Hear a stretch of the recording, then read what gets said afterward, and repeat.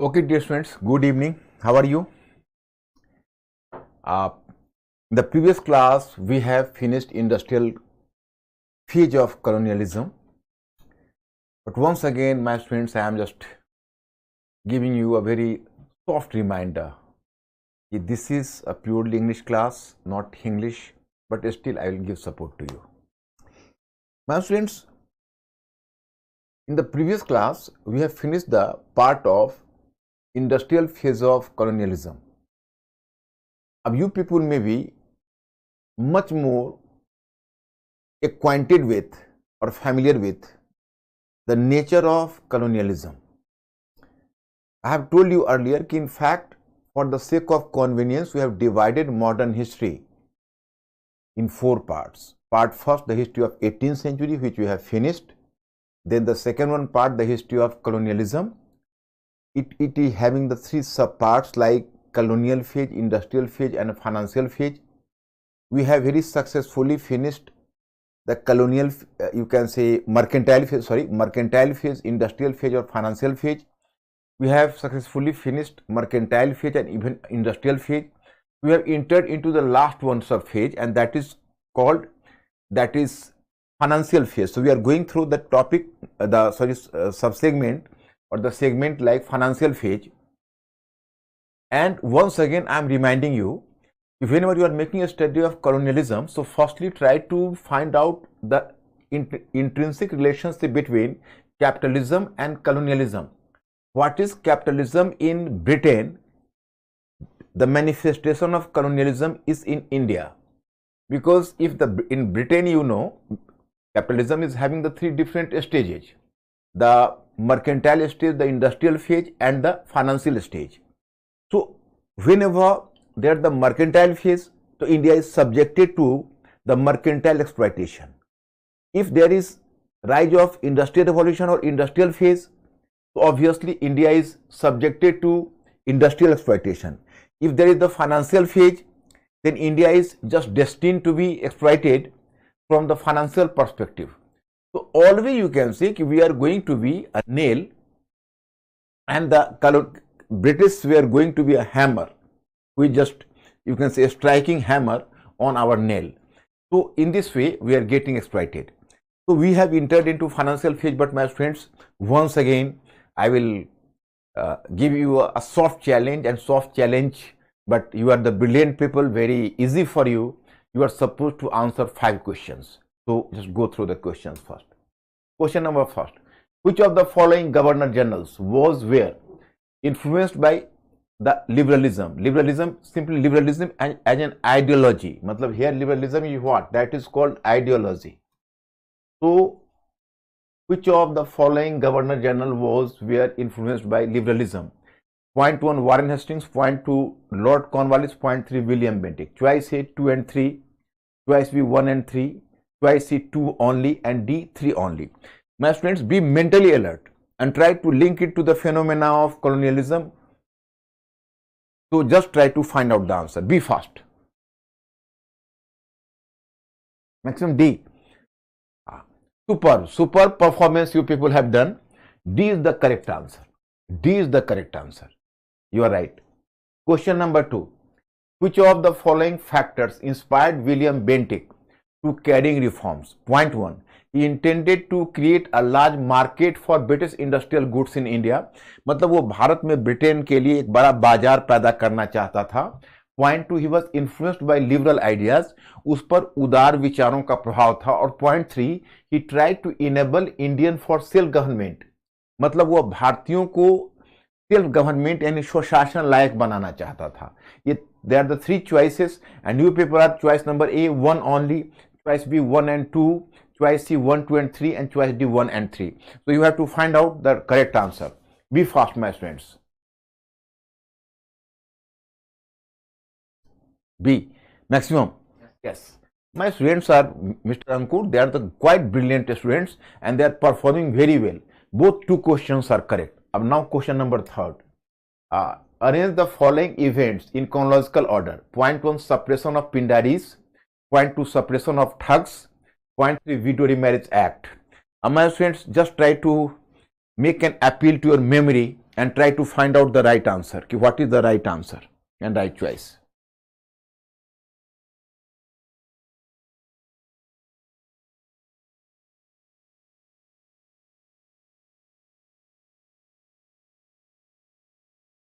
A means suppression of Pindaris 1816, suppression of thugs 1831, Video Remarriage Act 1856.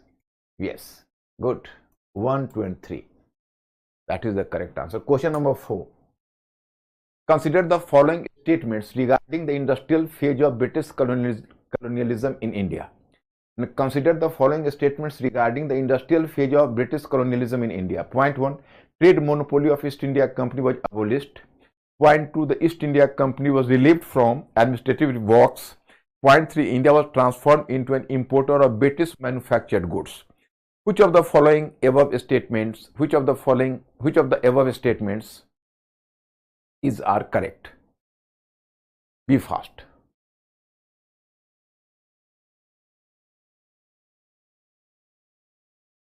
C is the correct answer. Yes, right. Good. Very good performance. 4 out of 4. You people have done and chosen the correct answer from 4 out of 4. आपने 4 में 4 correct किया. या आज mixed भी नहीं. अरे वाह. Consider the following statements. Rural indebtedness under the British rule in India increased due to. This is the challenging question, my friends. Be mentally alert, but be confident. You can. The challenging question. Point 1. To make the land sellable. To make the land sellable. Point 2. Decline of handicraft industries. Sellable मतलब कि बिक्रे योग्य. Sellable मतलब to be sold. मतलब enable for sold मतलब बिक्रे योग्य. To make the land sellable. Point 2. Decline of handicraft industries. Point 3. Monetization of rural economy. And point 4. Cultivation of cash crops. मतलब आपको पूछा जा रहा है कि इनमें से 4 में से among the 4 factors which was or were accountable behind rural indebtedness. मतलब ग्रामीण ऋणग्रस्तता. मतलब जो ग्रामीण ऋण था, रूरल डेट था, उसको एग्रीवेट करने में, you can see in aggravating the rural problem, the rural indebtedness, which was the following factors accountable. So we have to find out the factors.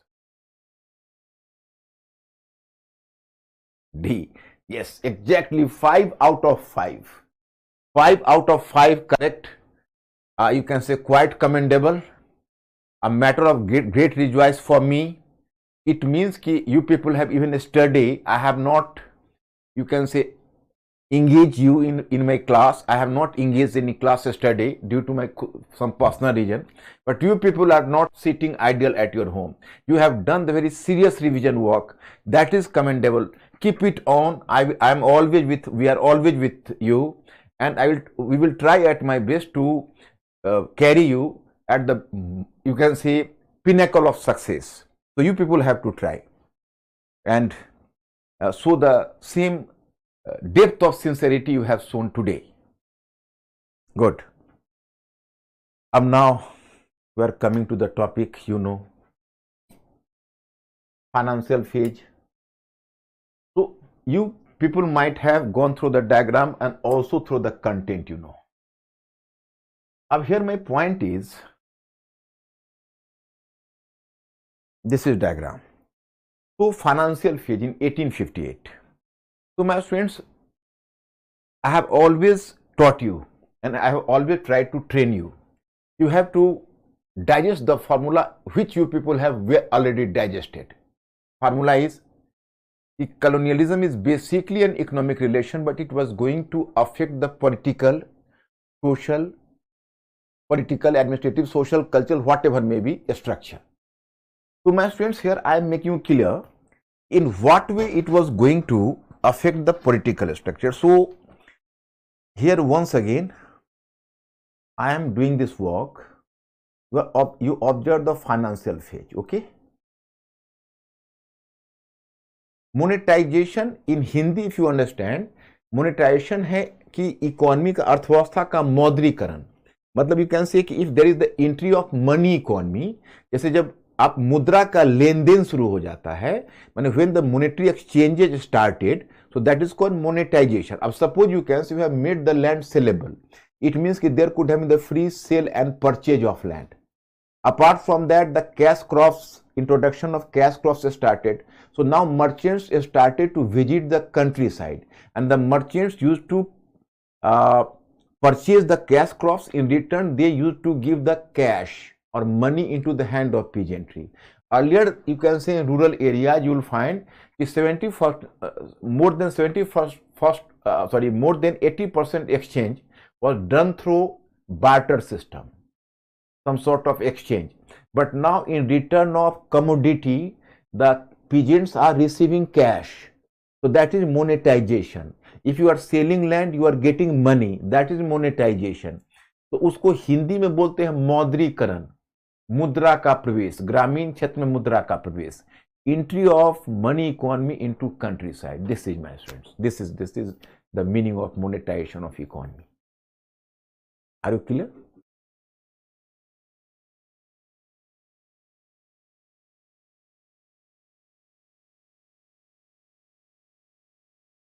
Chahat, actually, will you give me some time? Some time means ki, once again, I am bringing you to this point. Go through my diagram. So here you will find in the political policy, I will first deal with political policy, then administrative policy, and then economic policy. Maybe this economic policy, here you find transfer of home charges from India to Britain, drain of wealth, rise of modern industries. So here I will do the detailed works. I will do the detailed works, you can say. Here my point is, I will discuss about the home charges, how the annually a certain amount was being transferred from India to Britain on regular basis, and that was characterized as the home charges. So I have to discuss this topic in details. I will give you the detailed information. So that's why, if you can, better to avoid this question at this stage, because whenever I will deal with this aspect, this one aspect, I will make you clear about this topic. Okay, Mr. Ankur. So Chahat, please have the patience, and after attending my class, and once again I am going to deliver the lecture on the issue, but still something is unclear and something remains unclear, then better to ask me the question, no problem at all. But this is I am going to discuss in details. Should I go further now?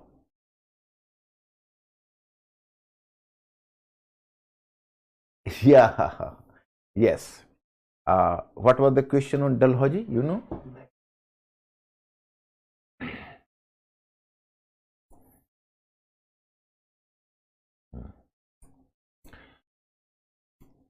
Lord Dalhousie was the maker of modern India. Elaborate the statement, UPSC 2013. My students, अब how to deal with the question? Ankur asked my students, did they answer the question? Did they try the question? Did they answer the question? Or do you have any sort of difficulty in answering the question?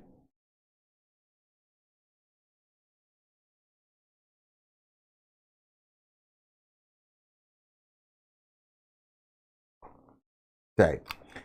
Now, देखो my students, here the point is that Lord Dalhousie was the maker of modern India. Elaborate the statement, UPSC. So, the rules of writing is, you people are smart enough, you can do, start a very striking beginning. मतलब आप जो question जहां आरंभ करिए, question को start करिए, तो कोशिश करिए कि आपका स्टार्टिंग थोड़ा सा भड़कदार हो. तो suppose I am starting the question in the manner कि Lord Dalhousie was not simply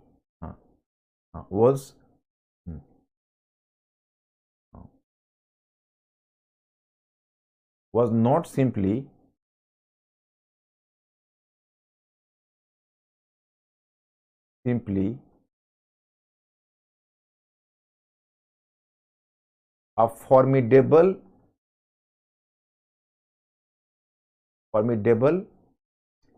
imperialist imperialist, but also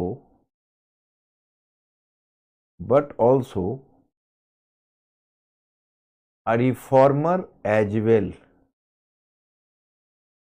Reformer as well. This is my introductory line.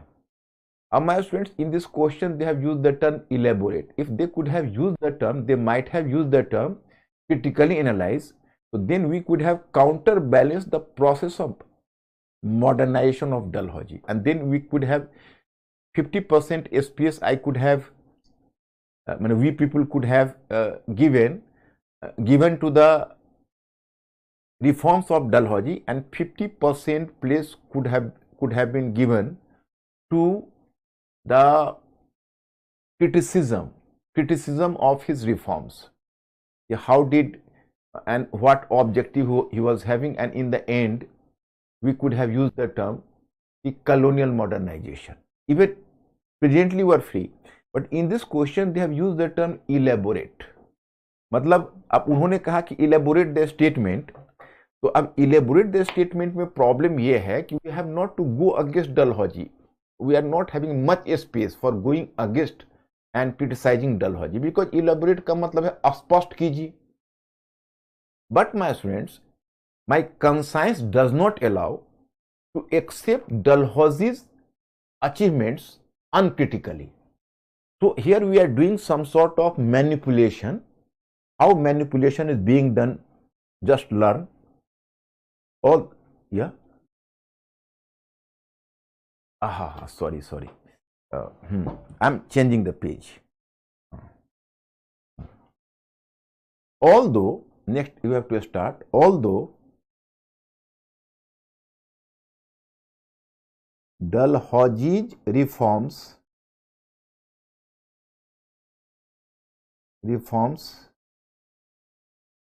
were guided chiefly by the objective of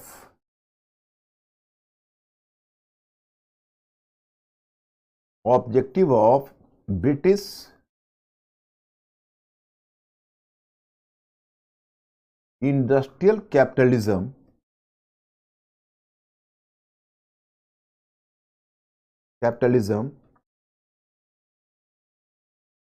which was inclined to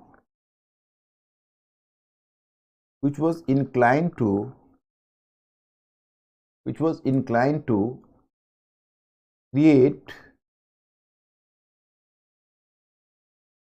a big market in India for British manufactured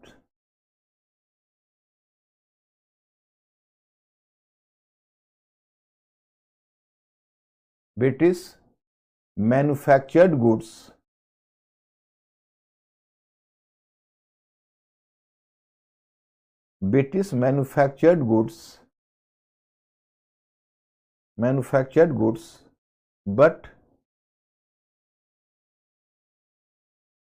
but it is also true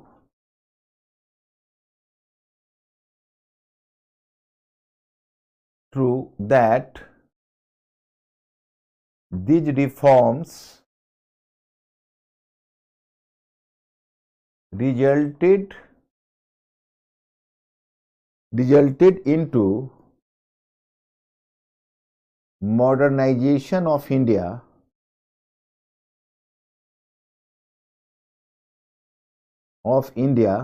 in long term.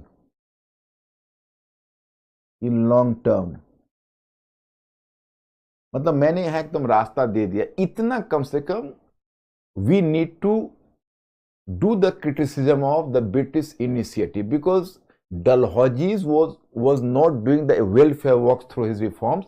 He was basically guided by his colonial motive, but in spite of that, at the unintended impact of the British rule, or you can say Even you can write here as the result of the unintended impact of the unintended impact of these reforms, the process of modernization was encouraged. So you can write even in this manner. Now, in course of reforms,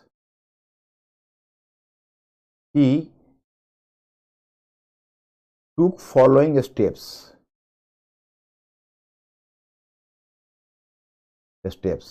My students, through your due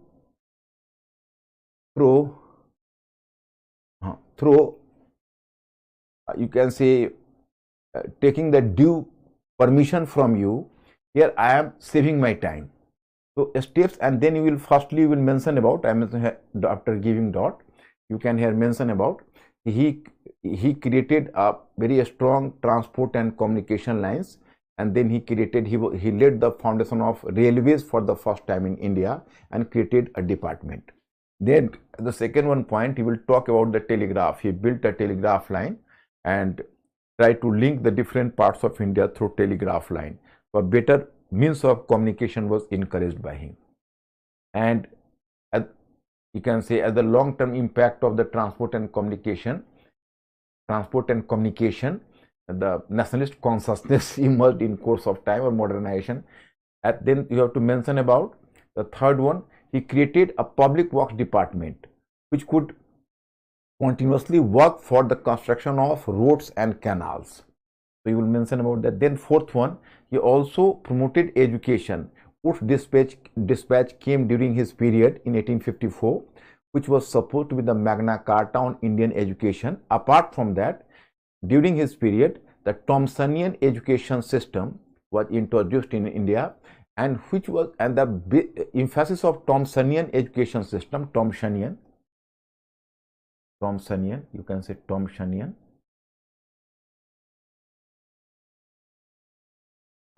education system,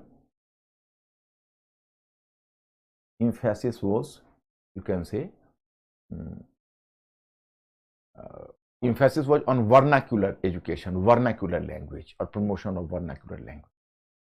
And in the end, so in this way, Dalhousie became an unconscious stimulator of modernization in India, or as unconscious catalyst, as unconscious catalyst behind the modernization of India. In this way, you can take the stand. That is your way. Okay. Okay, Mr. Ankur. Any problem? Are they okay?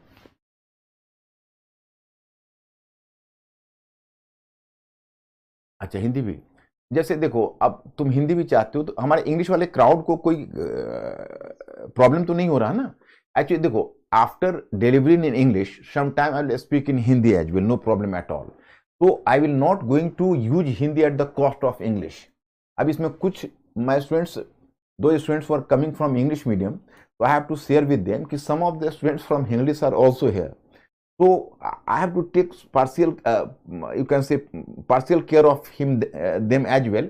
But my students, be confident. I am not going to use Hindi at the cost of English. Firstly, I will use English, and I will make a conversation in English first, and then here and there I can use Hindi as well. अब देखो ये question है, ये पूछ रहा है कि Dalhousie modernizer of India था, मेकर ऑफ मॉडर्न इंडिया था, इलेबोरेट. अगर वो कहता इलेबोरेट का मतलब है स्पष्ट कीजिए. If he could have given the statement और might have given the statement कि क्रिटिकली एनालाइज, क्योंकि आप कोई भी क्वेश्चन होता है उसके दो पार्ट होते हैं. एक पार्ट बोलते हो टॉपिक स्टेटमेंट, और दूसरा बोलते हो टॉपिक स्टेटमेंट के बाद जो दूसरा पार्ट होता है उसको बोलते हैं directory.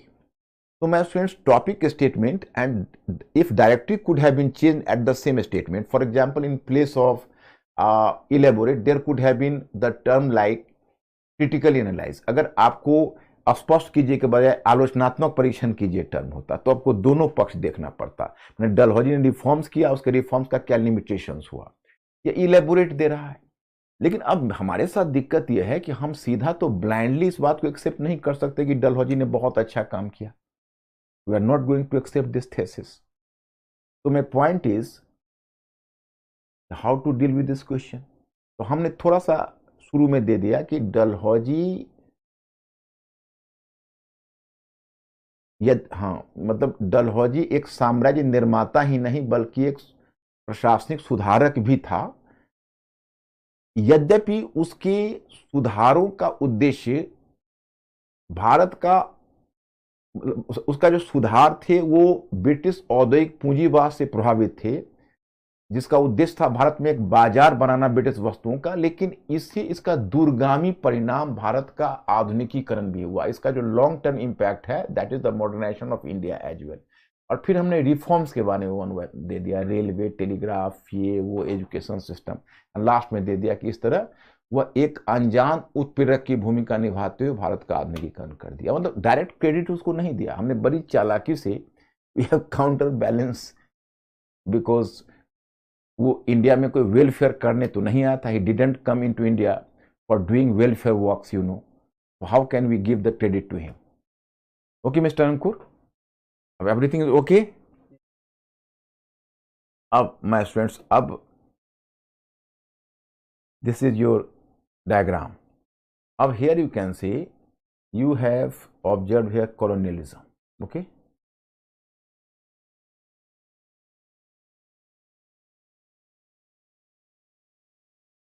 colonialism, or colonialism you find here the financial phase.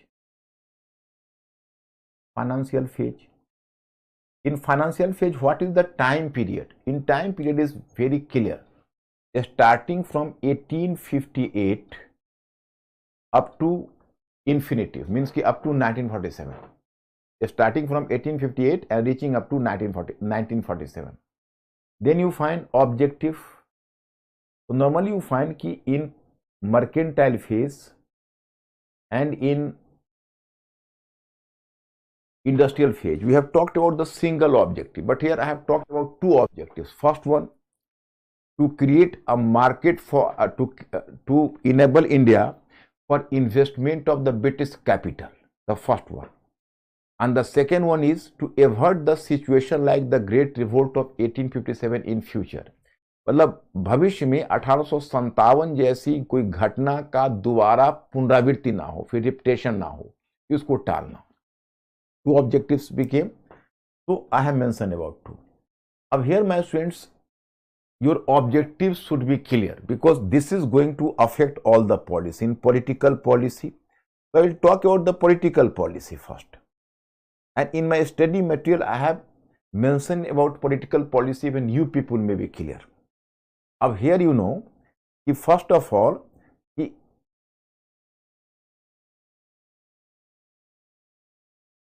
the investment of the British capital.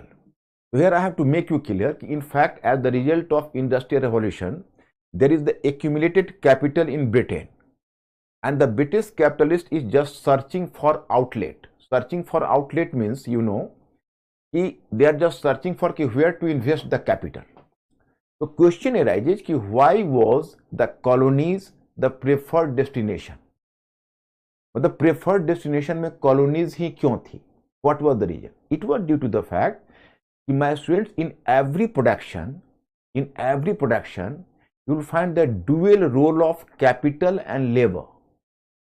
Okay, if labor is cheaper, अगर श्रम सस्ता है, so then capital would get the better profit.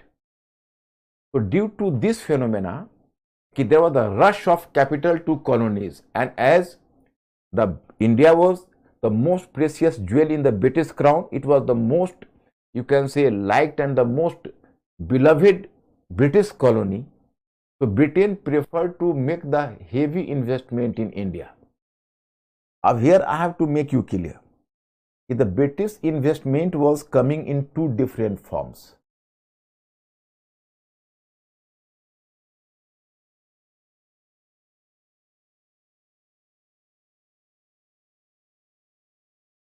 British investment in two different forms. One form, that is loan. For example, the Indian government was taking the loan from private British capitalist or the British government. So then there was interest on the loan. Second one, investment, British capital. British capital in two different forms, not investment, capital. Investment.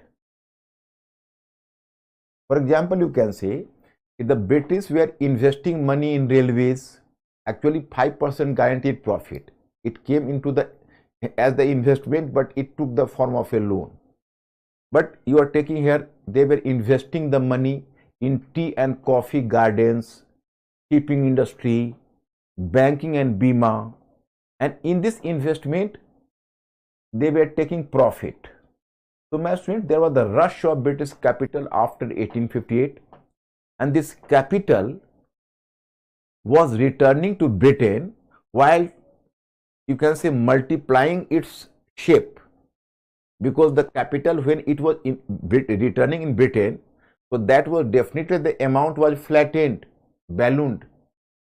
Why? Because there was the larger profit or interest on the capital. So capital was not returning empty handed, it was taking the very handsome amount of interest as well as a handsome amount of profit. इन मतलब मैं आपको बताना चाहता, जो capital आ रहा है वो वैसे नहीं लौट रहा है, वो या तो इन्वेस्टमेंट के रूप में आ रहा है तो प्रॉफिट ले जा रहा है, या फिर अगर लोन के रूप में आ रहा है तो इंटरेस्ट यानी वो ब्याज ले जा रहा है. तो वी आर लायबल टू पे. And my students, in the economic section, I will make you clear it will take the form of the drain of wealth. Drain of wealth. What is the theory of drain of wealth? How the theory of drain of wealth operated? So I will discuss this aspect in the whenever we will deal with the economic section. Presently, this is the objective first. The heavy, you can say, investment of capital or to export of capital from Britain to India. And the second one was to avert the condition like the Great Revolt of 1857.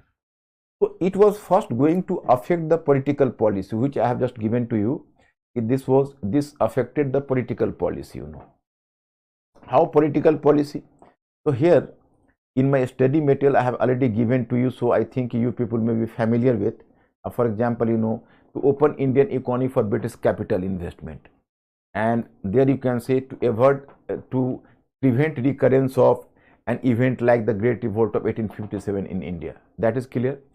A political policy में the revolt of 1857 emerged to be a major landmark in terms of the British political policy. Here I am not going to make you clear. I am just, you will go through my study material. I am just making you understand the topic independently. जैसे political policy में है कि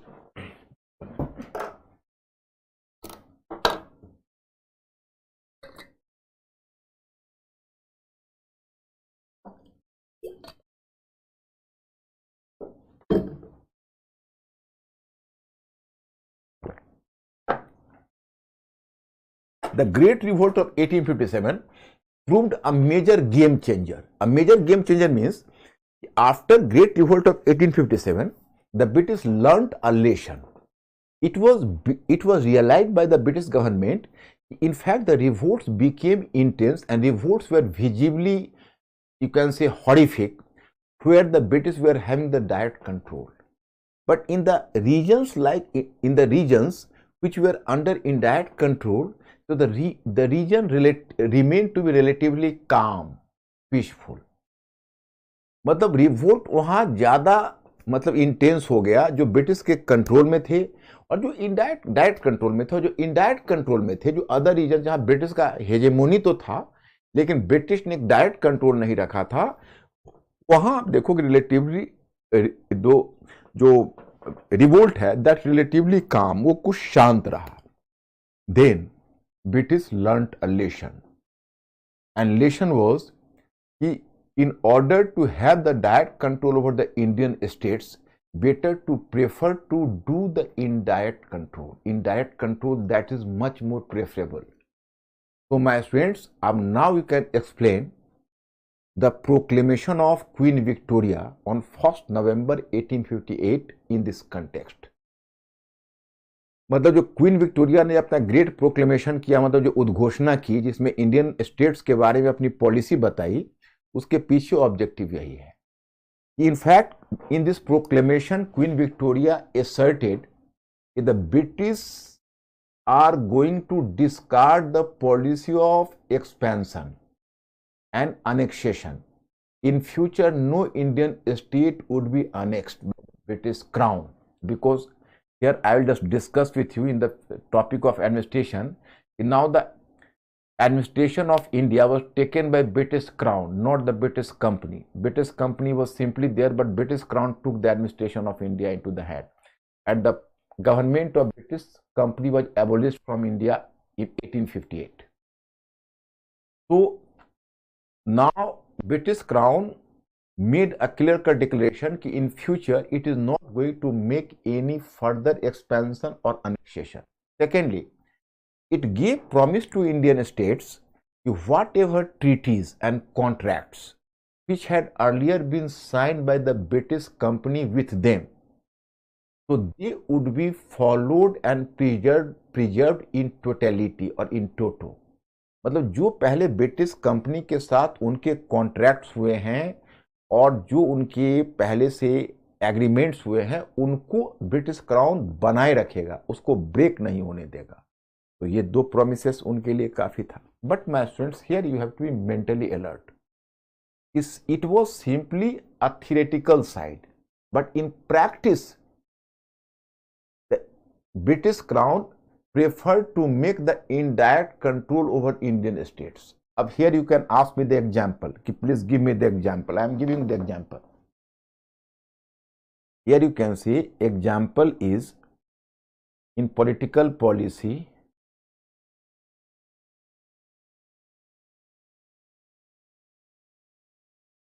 The policy of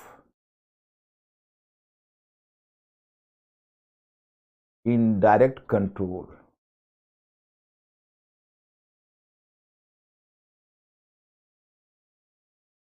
Policy of indirect control. Okay. Here you know first one.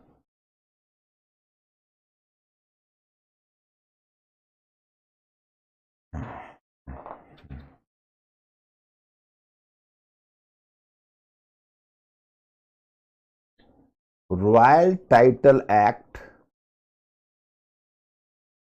Royal Title Act 1876 and Delhi Darbar. Delhi Darbar. Practically, Indian states, Indian rulers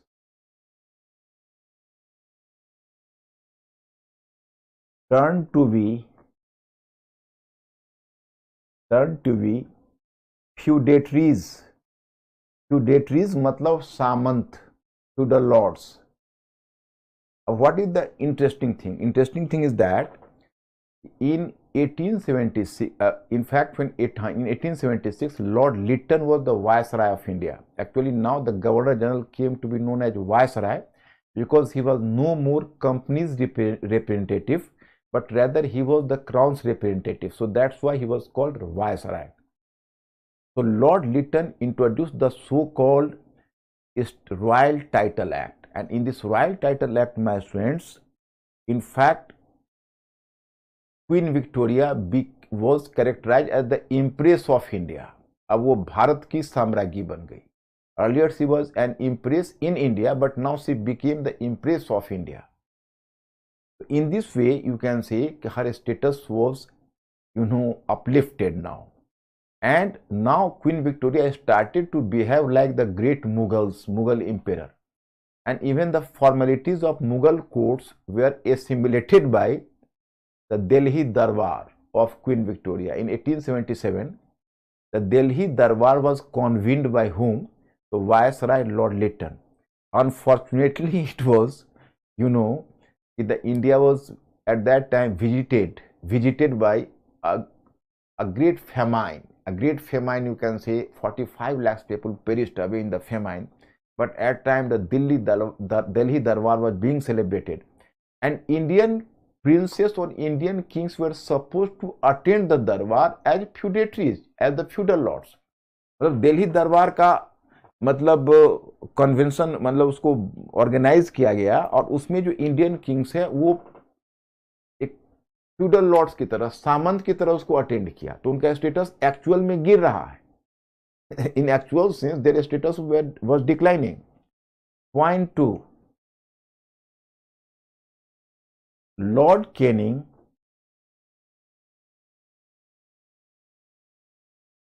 introduced a policy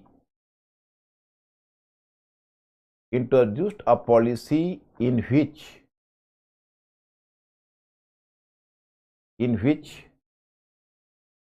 there was a ploy का मतलब game, there was a ploy to keep control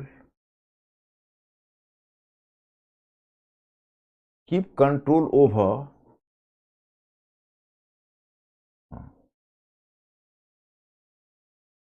subject people,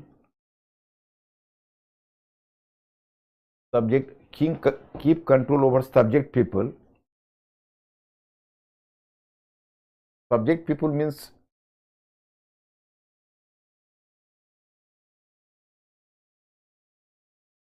keep control over the subject people means what you know as the people of princely states, the Indian states. So they were called subject people, प्रजा, जिसको प्रजा बोलते हो, subject people try to keep control over the subject people through kings.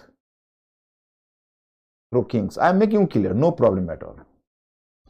Actually, Lord Canning, who was Viceroy at the time of the Great Revolt of 1857, he laid the foundation of a new policy. Actually, he keenly observed the fact that actually the kings were so much loyal to the British. So he was himself excited, because even during this critical time, the kings and princes stood by, except some rebel kings. We are not mentioning about that. I will discuss about the Great Revolt of 1857. Except some rebel kings, most of the Indian kings stood by the British government at that time, or company's government at that time. So actually they came to realize that they are basically the friendly entity to the British Empire. So now Lord Canning laid the foundation of a new policy. These kings are the natural partners of the British crown. So we have to patronize the kings, and through patronizing the kings, we have to keep control over their people, because these kings are the natural leaders of their people. So far as we are enjoying the support of the kings, we will have the influence over their people. So he laid the foundation of a new policy. But my students, gradually you can say, as the kings were given British patronage and they were patronized by the British crown, so the kings developed a sense of complacency, and they preferred to remain outside of their kingdom for a long time. They prefer to stay either in the foreign countries or in certain metropolis.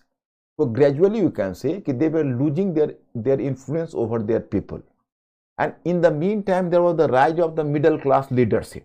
मतलब क्या हुआ कि उन जो Kings थे, वो Kings बहुत समय तक अपने किंगडम से बाहर रहते थे, अपने पीपल को केयर नहीं लेते थे। तो उनके जो पीपल थे वो उस पर उनका इन्फ्लुएंस वाज वेनिंग, उनका इन्फ्लुएंस कम हो रहा था। And in the meantime there was the rise of a middle class leadership, and the middle class leadership started to extend their influence on their people. तो इधर जो मिडिल क्लास लीडरशिप के influence में उसके people जा रहे थे, so now we can say it was quite upsetting to the British.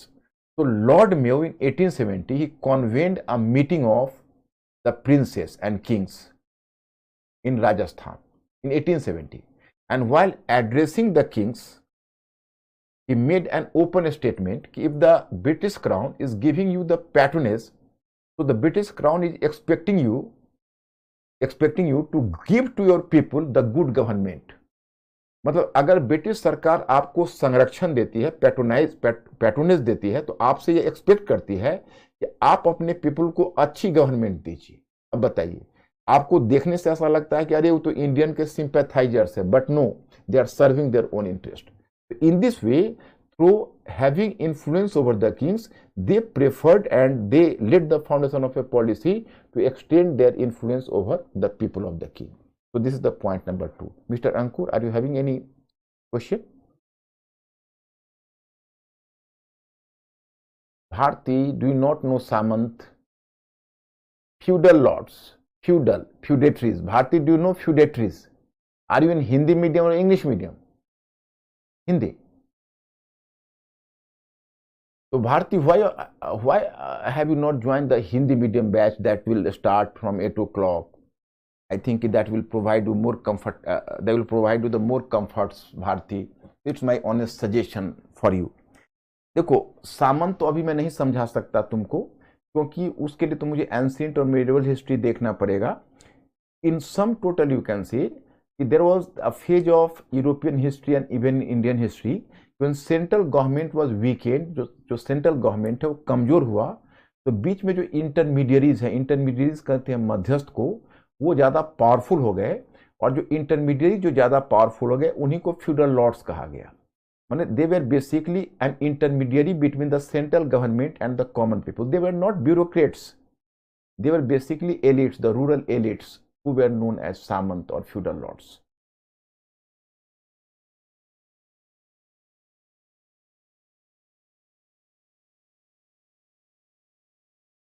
And 1857, it was a matter of survival, Bharti, Shivani, it was a matter of survival for the British. In 1857, a very formidable revolt was going on. Actually, for time being, it appears that possibly the British had to be packed up from India, because the British rule was in most of the areas of India, the British rule almost remained to be non-existent. British reconquer India by dint of the great efforts and by chance. In 1857, how could the British think about a darbar? British could arrange a darbar whenever the revolt, just you can say, ended. Then came Lord Lytton.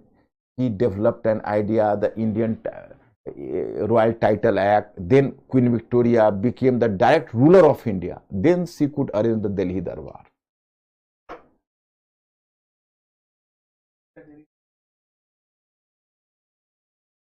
Richa, why? Actually, Richa, it means you don't understand my scheme. I will discuss in details the Great Revolt of 1857, but that is the separate part, part 3rd. After finishing this part, my friends, I am addressing to all people. You should not get confused. Actually, we are going through the part 2, that is colonialism. So here we are compelled to give reference to the Great Revolt of 1857. But whenever I will start teaching you nationalism, part 3rd, we will start from tribal, peasant revolt and Great Revolt of 1857.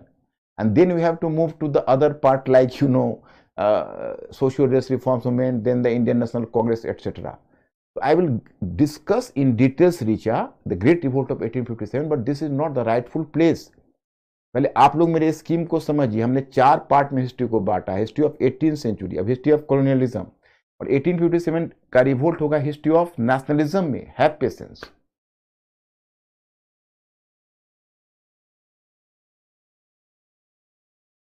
Royal Title Act, it was the act, and on the basis of the act, the Queen Victoria became the direct Queen of India. Earlier, she was not the direct Queen, she was the Queen of Britain.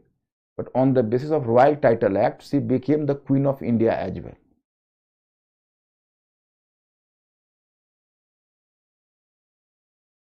Oh no, actually tenure of Viceroy is very long, so I have avoided.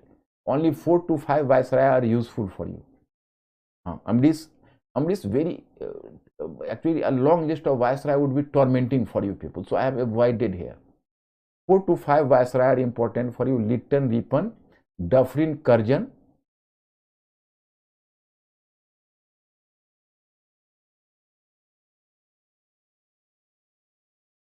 Vernacular Press Act, actually Lytton would introduce the Vernacular Press Act, and on the basis of Vernacular Press Act, the vernacular actually papers and journals you can say, vernacular का मतलब होता है देसी भाषा, आप तो समझते ही होंगे। तो यहाँ का जो वर्नाकुलर प्रेस था, सो दैट वाज गैग्ड, मैंने उसका गला घोटा गया, that was gagged on the basis of Vernacular Press Act, and this Press Act was introduced in 1878 by Lord Lytton. It was criticized and later Ripon repealed it. Vernacular Press Act, who has asked this question? Usha, your question has been answered. And second one, Vernacular Press Act, second one. The Vernacular Act is the same. Vernacular Press Act and Vernacular Act is the same.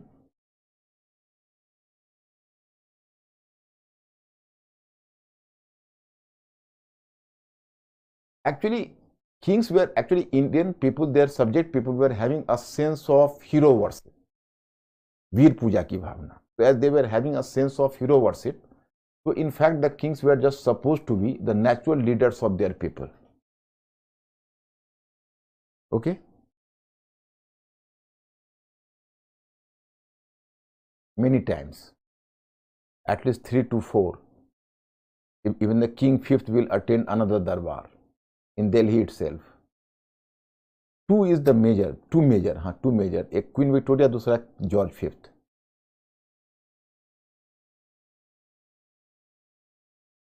Delhi Darbar means कि actually Lord Lytton arranged a Delhi Darbar in order to legitimize the position of Queen Victoria. And Indian kings were supposed to attend the Darbar just like the feudatories or the feudal lords. मतलब Queen Victoria was just like the paramount power and other were the feudal lords. So it was a meeting, convention of a meeting, that is just like the Darbar. For example, Mughal Darbar. So Delhi Darbar was the replica of Mughal Darbar, you can see. In Mughal Darbar, the different Mansabdars and lords were sitting before the Mughal emperor. So just before the Queen Victoria, the different kings were sitting. So that is called Delhi Darbar. Yeah. कैसरे हिंद की उपाधि था, title था, मतलब actually queen Victoria, position of king Victoria was being legitimised का मतलब कि वो तो outsider, she was a foreigner, so she was just, she had to be indigenized, she had to be declared to be the Queen of India, not the Queen of Britain. She was already the Queen of Britain, but now she has to be declared to be the Queen of India. So that's why so many titles were conferred to her, so that she will be recognized. IUC martial race is the, usko in Hindi if you will understand, to laraku jati, and a fighting race, is having a very acumen to fight, that is called race, martial race. For example, Gorkha and Sikh regiments, 6 regiments were just declared to be the martial race.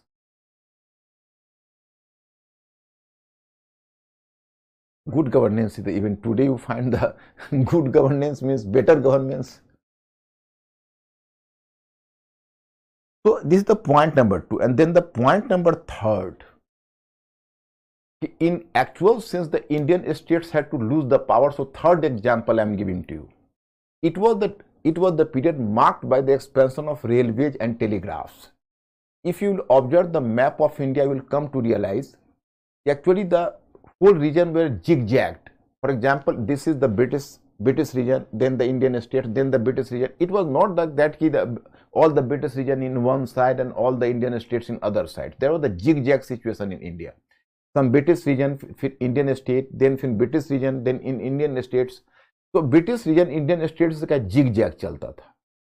So suppose the British were constructing the railway lines. So after, you can say, moving further, there was a region of a princely state. So even if this region didn't belong to the British, but British would not going to divert the line. The princely state was compelled to give permission for drawing and, you can say, constructing the railways through their region. Means they had to allow the construction of railways in their region. For example, if telegraph line was going on, so the telegraph line could not have been diverted due to the fact that there is a region of some princely state. Rather, the princely state had to allow this telegraph line to move. So in this way, my students, it was a great success for the British company, and British company very cleverly and tactfully manipulated the princely states. In the actual sense, they were losing their position, and on the other hand, the British gave them the impression that we are not annexing your region and you are free. In this way, British preferred the indirect control in place of direct control. So my students, up here I don't know you are whether having a question or not.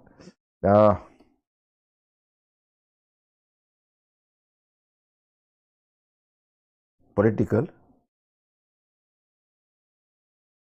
railway and telegraph you find here. All the 3 points are there. You people have to go through. Administrative policy I will deal with.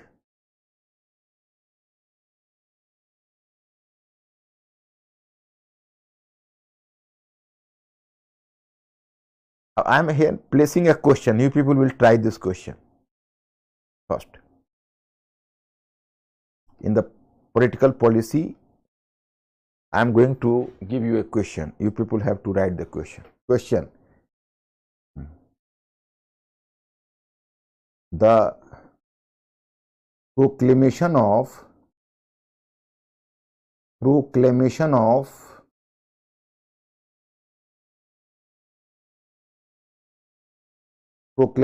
Queen Victoria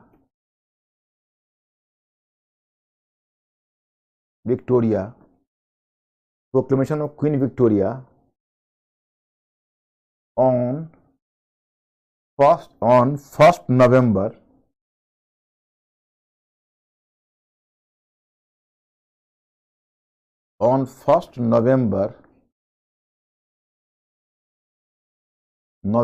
1858 about Indian states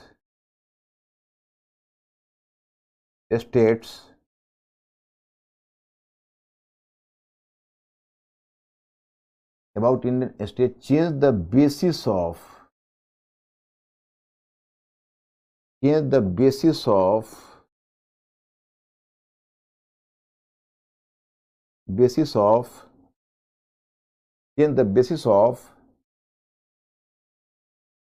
the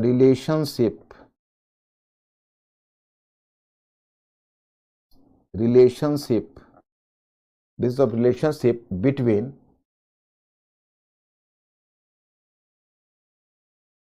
the British Crown and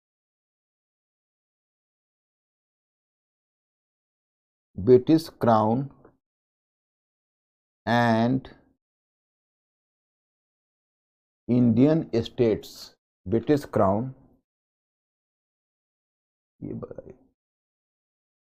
British Crown and Indian states completely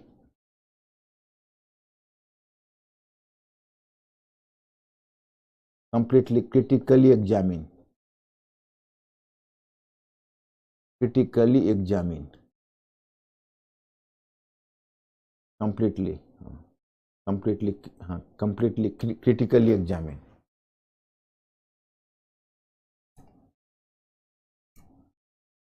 And the question is, I am making clear, the proclamation of Queen Victoria on 1st November 1858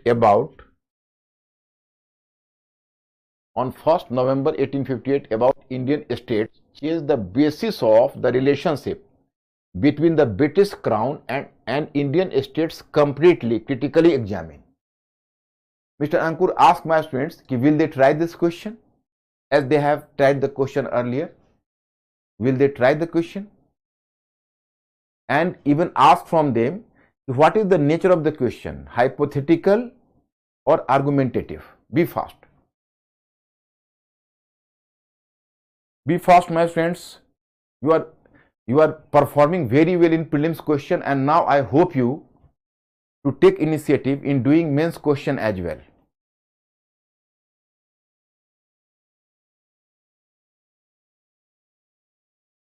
Argumentative.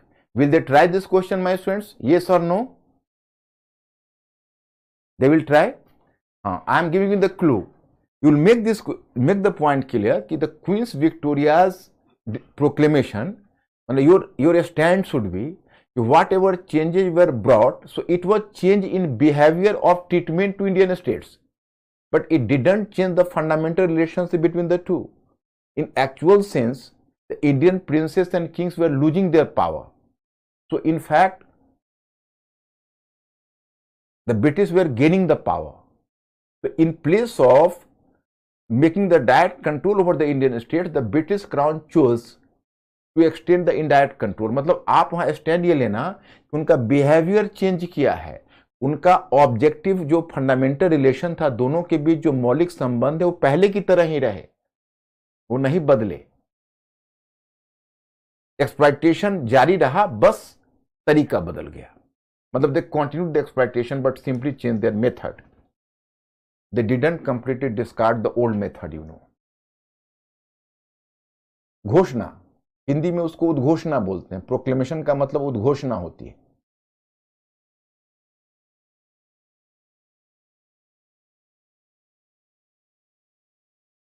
So then why actually princely states were the problem? Because in Indian states the British were doing the direct treatment to the Indian people. So even Indian people were given some assurance, but in fact here the princely states were the major factor. The British were confident about the fact that even if in future there would be revolt in British India, so then the princely India will save us from the revolt in British India. So they were just trying to take support from the princely states.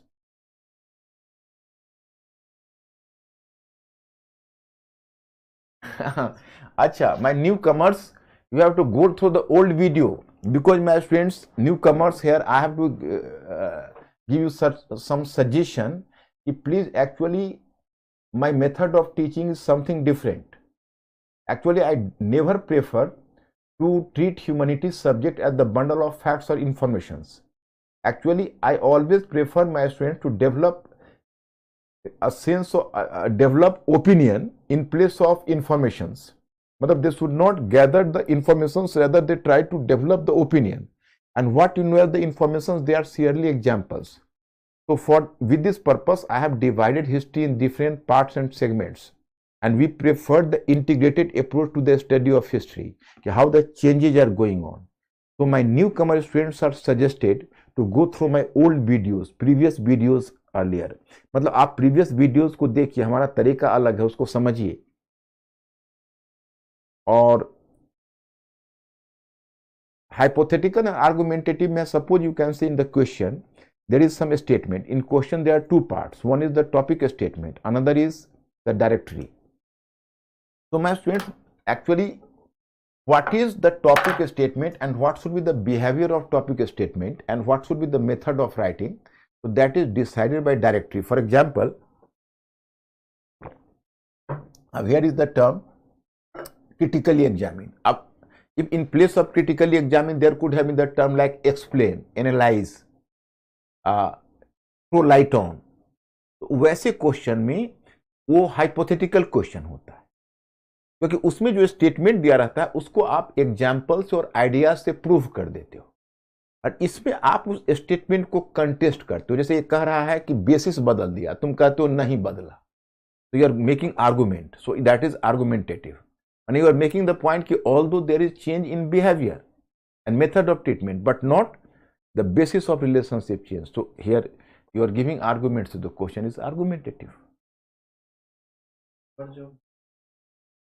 Verge of decline. This is the meaning. मतलब पतन के कगार पर, हिंदी में होता है पतन के कगार पर.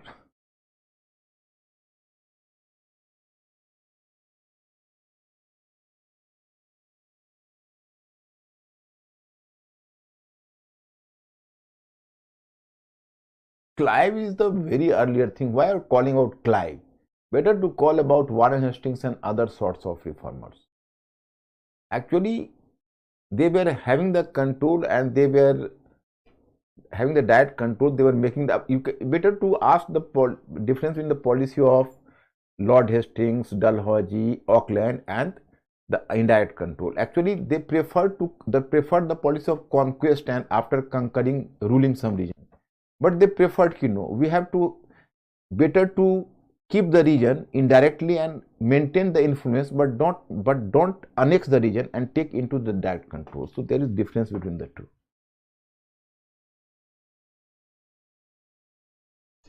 Now, my students, here you have the second one, that is the administrative policy.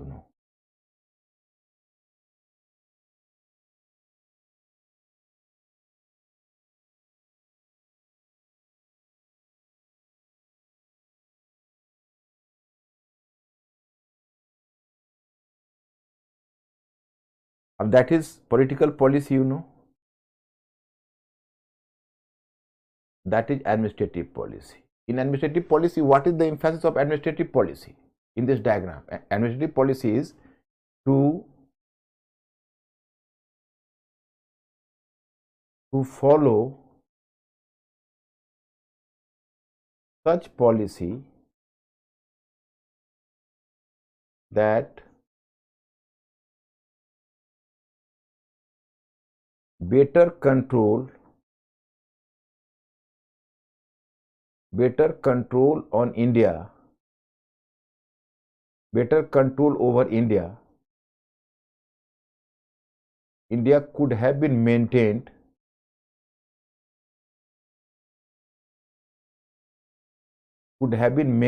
without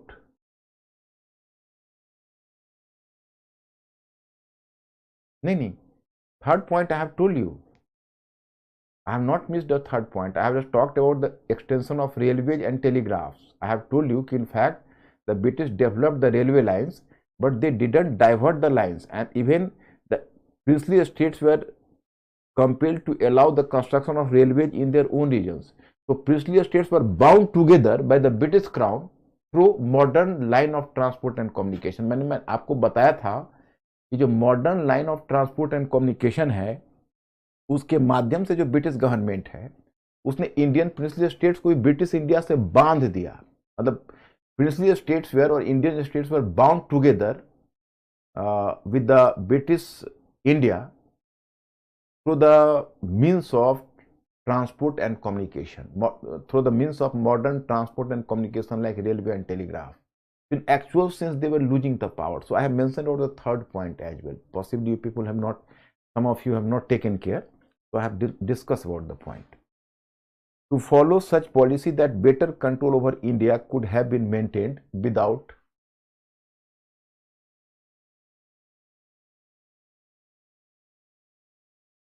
antagonizing Indians.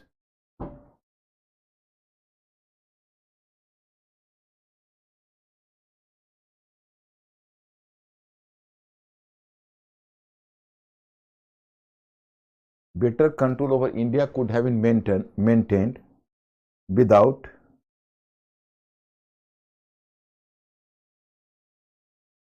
antagonizing Indians.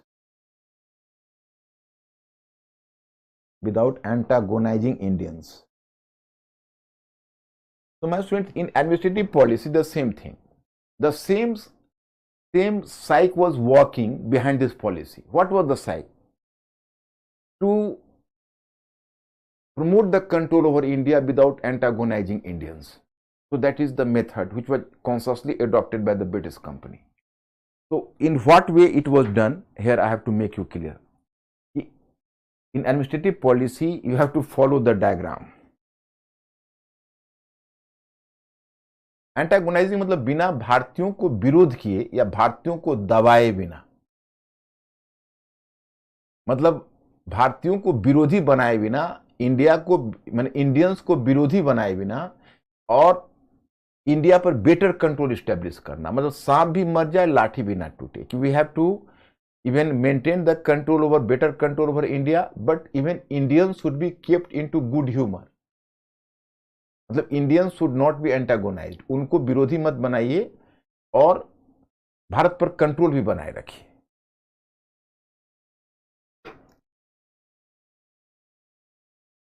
administration.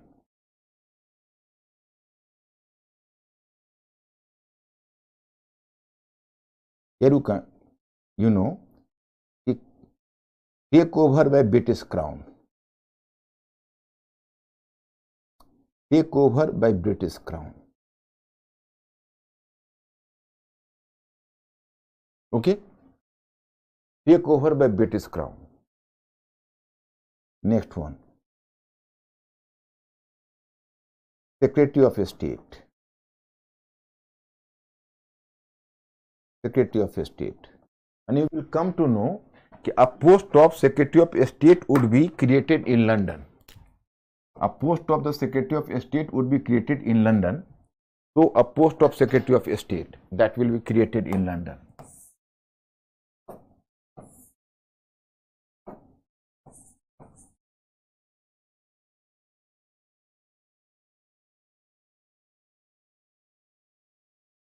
A post of the Secretary of State was created in London. Okay, and he had to be assisted with a 15-member council.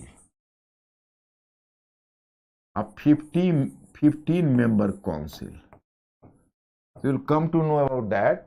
This post, this Secretary of State had to be assisted by a 15-member council. Beneath that, you will find a post of Viceroy. That is an old wine in a new bottle. Viceroy is not a new thing. You are well aware of the post of Governor General. Viceroy is just like Governor General, but his name nomenclature has changed because he became the Crown's representative now. So Viceroy. And then you will come to know as Viceroy Council. Viceroy's Council. Now here I have to inform you, so far as Mr. Ankur will they ask them, so far as in Governor General's Council you have read so far, how many members we have manifested? My students, be fast. Some of you can say you are having the fast memory. Give me the information. Just the Governor Generals. Previously you have read about Governor Generals and Governor General's Council. So far, according to your information, how many members were in Governor General's Council? Just recall. Be fast. How many members? Mr. Ankur, inform me. 3 plus 1. Yes, intelligent. Very good answer. Earlier, the 3, actually you may recall at the time of Warren Hastings, for the first time of regulating, on the basis of Regulating Act, 4 members. Then in Pitt's India Act, there was the reduction of members from 4 to 3. But on the basis of the Charter Act of 1833, you find on the basis of the Charter Act of 1833, a 4th member had to be added in the form of a law member. Recall. Who? Lord Macaulay. So there were 4 members, but in 1861 a 5th member had to be added, and this 5th member was jurist. As 4th member was lawyer, so the 5th member is jurist. And you can ask me the question, what is the difference between lawyer and a jurist? Lawyer is the legal expert. He is having the knowledge of laws, but jurist is basically he is making a study of the nuances of the, you can say, article and provisions. So basically वो एक constitutionalist होता है, jurist जो होता है वो. He was basically a legal thinker. So the 5th member had to be added as jurist. Total 5 members were there, and here you come to know after this 1858, in 1861 for the first time, in fact in Viceroy's Council portfolio, will come to know कि portfolio system started. Portfolio system started. Portfolio system started. You can ask me the question, what is portfolio system? Making you clear. Actually, earlier in Governor General's or Viceroy's Council, you can say, the Governor General or Viceroy used to talk to the members collectively.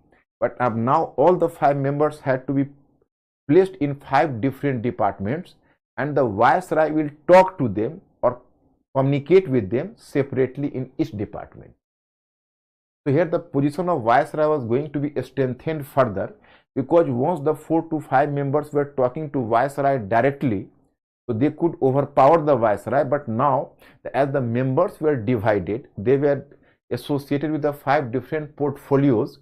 So viceroy could, you can say, do the better arms twisting to him, to them separately. मतलब अगर अब देखो 5 के 5 members अगर collectively viceroy से बात करते तो वायसराय पर प्रेशर क्रिएट करते। अब वो 5 मेंबर्स में ईच अलग अलग डिपार्टमेंट में चले गए, अलग डिपार्टमेंट में वायसराय उनको ओवर पावर आसानी से कर सकता था। It was beneficial for Viceroy, and Viceroy was benefited from there. This was the portfolio system. Then the next one provisions you will come to know. Portfolio system. Now this is portfolio system. Now you will come to know in central department,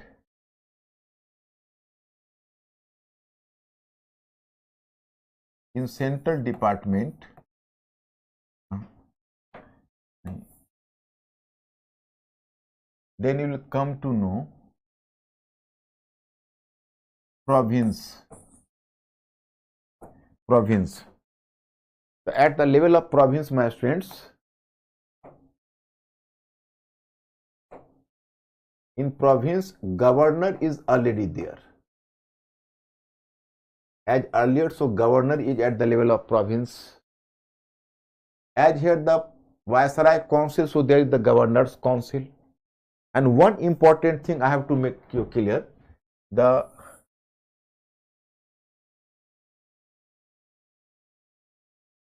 legislative decentralization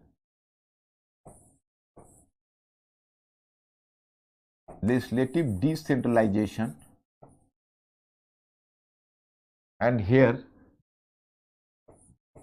financial devolution.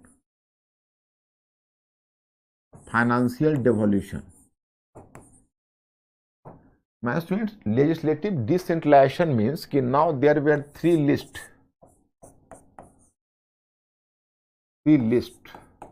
Completely up to 1919. The process started from 1861 and up to 1919 the completely 3 list. In 1861 the simple method was, you may recall that in the Charter Act of 1833, you may recall I have discussed one aspect with you. In fact, in the Charter Act of 1833, there was a provision. In fact, the Assembly of Bengal, in Charter Act of 1833, Governor General, the Governor General of Bengal and his council was authorized to make legislation for Madras and Bombay as well. So there was centralization of power. मतलब जो बंगाल का governor general था उसको मद्रास और बॉम्बे के बारे में भी लीगल मतलब लॉ मेकिंग का राइट मिल गया। मतलब he was given the right of law making और लेजिस्लेटिव वर्क्स मतलब विधि निर्माण in Madras and Bombay as well. So it was the centralization of power. That's why, my students, I have told you, then the Governor General of Bengal came to be known as the Governor General of India, and William Bentinck became the first Governor General of India. But in 1861, possibly just a more efficient, and once again work was returned to Madras and Bombay on the basis of Act of 1861. On the basis of Act of 1861, this power was returned to Madras and Bombay. So this was, its climax was the Indian Council Bill of 1919, where there was the clear-cut 3 list: the central list, the state list, and divided list. Central list, state list, and divided list not here in 1919 on the basis of Indian Council Bill of 1919. And another is the financial devolution. What is financial devolution? Now a state was given the right to impose the tax, means कि the right of taxing or the right of taxation was given to a state as well. मतलब earlier क्या था, जो tax collection जो था वो central government अपने हाथ में रखा हुआ था. अब कुछ राइट उसने स्टेट को पहली बार स्टेट को डिवॉल्व किया कि स्टेट भी उसमें टैक्स ले सकता है. तो ये सबसे पहले जिस गवर्नर जनरल के टाइम में शुरू हुआ, even from prelims point of view have to be careful about, that is Lord Mayo. The devolution of financial rights that started under Lord Mayo. So my students, Lord Mayo is the here answer. Up now, there were certain other reforms. One is military reforms.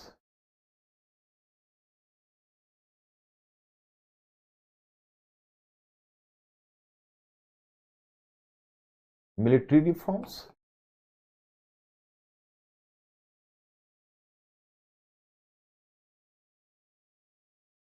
Then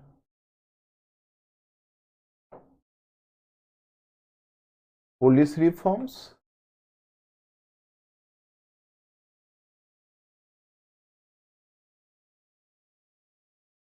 Police reforms. Okay. Then civil services reforms.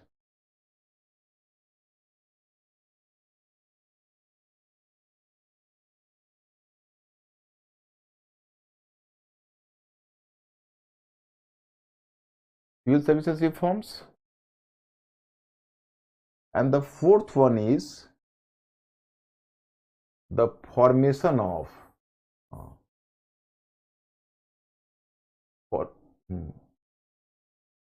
and the fourth is Local Self-Government Act.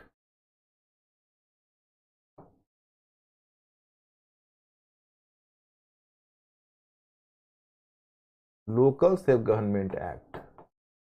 That is the fourth one. Now I have to discuss about them one by one. But my friend, today the time has been over.